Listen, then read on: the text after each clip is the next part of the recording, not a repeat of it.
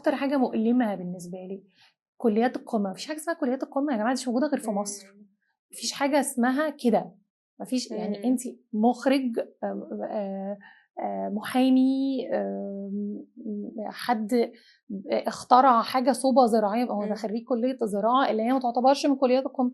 مخرج ممكن يكون خريج حقوق، تجاره، اعلام او وات ايفر. اعلام طبعا تعتبر قمه في اللي احنا بنقوله، انت فاهمه. بس هو ممكن يكون حد مش خريج اعلام ويقدر يتميز في المجال ده اكتر. اللي انا بتكلم فيه انه انا مش مهم انا متخرج من كليه ايه، المهم انا وصلت لايه في الكليه دي. يعني انا متخرج من حقوق بس انا درست انترناشونال لو وانا بقيت محامي دولي مكسر الدنيا. انا درست، انا بقيت دكتور في كليه حقوق. انا المهم انا متخرج من الكليه دي. في ناس مجرد ما دخلت كليه هي مش عايزاها، يا حرام خلاص اتطفت. لا طبعا، معلش اجيب لك كام حد دخل صيدله